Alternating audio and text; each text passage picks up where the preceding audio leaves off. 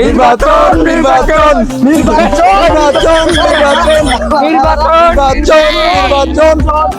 নির্বাচন নির্বাচন থাম। এ ভাইয়েরা সবাই আসুন আসুন, সবাই ডাকছুন নির্বাচনে আমরা উপযুক্ত প্রার্থীকে ভোট দিই। আসুন ভাইয়েরা সবাই ঘর থেকে বের হই। আসুন ভাইয়েরা আমরা প্রার্থীদের কাছে গিয়ে তাদের মতামত সম্পর্কে তাদের প্রতিশ্রুতিগুলো শুনি। সবাই যাই তাদের কাছে। কথাবার্তা কিছু বেতালে করবেন না, কিন্তু লাইভ সেলাই দেখা। আমি রিপোর্টার 420, খুশি হইলে আবার দিস। আমরা এবার জেনে নিব ডাকসু নির্বাচনের পদপ্রার্থী যারা আছে তাদের কাছ থেকে তাদের মনের অনুভূতি, সেই সব সহানুভূতি সবগুলো জেনে নিব। তারা বিপি পদে পদপ্রার্থী হতে পারলে জনগণের জন্য, ছাত্রদের জন্য কি কি করবেন সেই অনুভূতিগুলো আজকে জেনে নিব। চলুন।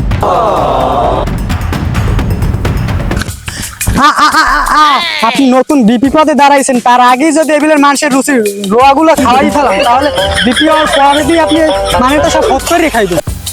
চেনো কিরা হ্যাঁ চেনো ঢাকা বিবিতে খারাই আমি আমি আমি ছাত্র তালে বড় নেতা কোনা খাও আমার লাগে কথা উত্তর করে একটা খাইলাম ভাই নিজেরা বুঝেন তো, বুঝছেন মাফ করে দেন। আমি মাফ না করলে আমি আপনার বাড়ি যেতাম।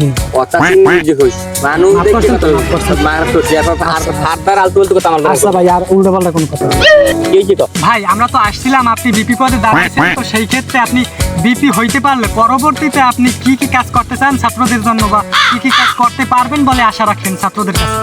আমি বিশ্ববিদ্যালয় কানা ওইটা ক্লাব বানাই দেবো, ওইগুলো একটা মজা বার বানাবো, ওইগুলো আমার ইচ্ছা আছে। যদিও আমি ওয়াইফাই লাগাই দেবো, ফ্রি ওয়াইফাই গাজা টাজা কি থাকবে? থাকবে এগুলো করতে পারি, কিন্তু ওরা শিবিরে পেলে পুরো তারা একটু বাড়াবাড়ি করে, এটা আমিও মানি। এটা আমরা নেতা এই লোক তো ওরা বেশিবার হাতদার ঘিরে লাগিয়েছে। আচ্ছা, আমি শুনলাম আপনি নাকি ওয়াইফাই দিয়ে দেবেন ভার্সিটির ভিতর একেবারে সব জায়গায়। রাত 12টার পর চলবে, রাত 12টার পর তো লাইট থাকে না, তখন কি করবো? লাইট দিয়ে থাকলে ওই যে মোবাইল জ্বালাইছে। তো ভাই, আমরা ভাবতেছি এরপরে মনে হচ্ছে, আপনার কি মনে হয় যে এরপরে আপনি বাদে অন্য কোনো দল যেমন আছে শিবিরের যে লোক আছে তারা বিপি পদে দাঁড়াইছে, তারা কি হইতে পারবে বলে মনে হয় আপনার? বলুন আমার নাম ঠেকছিলাম সব তোমার সামনে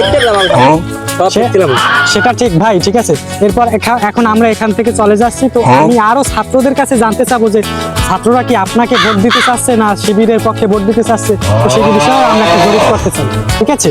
যাও। আচ্ছা ভাই, আপনি এখন ভালো থাকেন, আমরা যাই এবার। আর দোয়া করবেন আমার জন্য, ঠিক আছে? ভালো থাকেন। আসসালামু আলাইকুম সুদীপহিন্দু। গতকালকে আমরা গিয়েছিলাম বিপি পদে প্রার্থী জনাব আইনুদ্দিন মোহাম্মদ সলিমুদ্দিনের কাছে। তো আজকে আমরা এসেছি শিবির পদপ্রার্থী থেকে জনাব হেলাল উদ্দিনের কাছে। তো আমরা তার কাছ থেকে জেনে নেব তিনি বিপি হতে পারলে তিনি জনগণের জন্য, মানে ছাত্রদের জন্য কি কি কাজ করতে চান, কি কি আশা রাখেন জনগণের কাছে। আসুন তার কাছে। ওয়ালাইকুম আসসালাম। আপনি কেমন আছেন?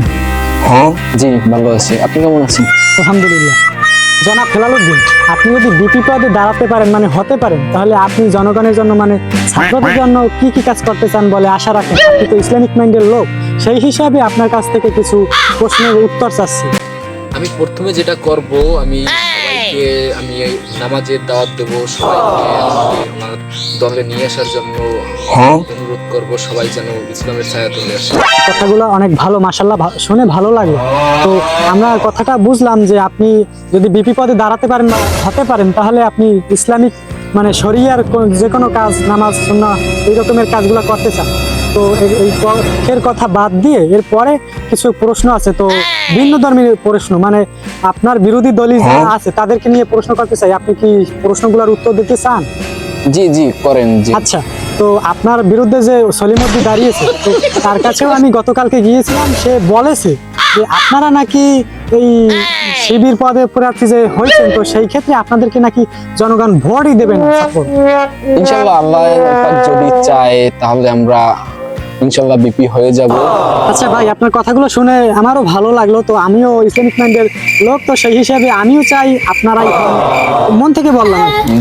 সেই হিসাবে আপনারা ভালো থাকেন, সুস্থ থাকেন। আমি যাই, আল্লাহ হাফেজ, ভালো থাকবেন। আমরা গোপন সূত্রে খবর পেয়েছি মহিলা প্রার্থী বিপি পদে যিনি দাঁড়িয়েছেন তিনি সহ সাবেক আওয়ামী লীগ নেতার সাথে তিনি পাটখাতের ভিতরে আছেন। তো তার কাছে আমরা কিছু প্রশ্ন করতে যাচ্ছি, তার কাছে গিয়ে সরাসরি সাথে থাকুন আমাদের।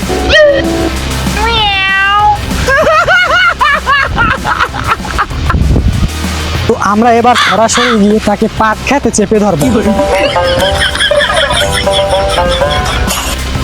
আরে খোদা, ম্যাডাম আপনি তো বিপি পদে দাঁড়াইছেন, আপনার সাথে যে সাবেক আওয়ামী লীগ নেতা, আপনার কি একটু গায়ে বাঁধে না যে এই শালারা স্বৈরাচারী ছিল? তো তাদের সাথে আপনি হাঁটুর সাথে হাঁটু মিলাইয়া, গার সাথে কাঁধের সাথে কাঁধ মিলাইয়া কি করতেছেন এই পাট খেতে? এর পাশে কি আমি কি তার গায়ে টাচ করছি? আমি কি তার গায়ে হাত দিয়েছি? আমি তো একটু চিনি না, তাহলে সে কে? এই মাত্র আসলো ওখান থেকে, বললো যে তার মাথা ঘুরে, তারপরে আমার পাশে একটু বসা তাই কাঁধে কাঁধ দিয়ে বসবে, হাঁটুর উপর হাঁটু রেখে বসবে? বললেই করে দিত। তার জন্য আমার কাঁধে একটু- নাউজুবিল্লাহ, দেশ কোথায় গেছে? ইসলাম কায়েম, ইসলাম যতক্ষণ কায়েম না হবে ততক্ষণ পর্যন্ত আপনাদের এই শালায় সাবেক স্বৈরাচারী ও এত বড় কথা সাহস পায় কোথায়? আমার মতো সাংবাদিক লেওরার সাথে ও এত বড় কথা পায় কিভাবে? কি আজ কমে দিচ্ছি কিডা? আরে এই এই ঢুকছো কেন? আমি খবর 320, খবর আরো লাগলে পরেনি। তুই এইসব কথা এখন আর বলবি না। তুই এখন সাবেক স্বৈরাচারী। আর ম্যাডাম আপনি কিভাবে ওর সাথে এখানে বসে রইলেন বলেন? আপনি কিভাবে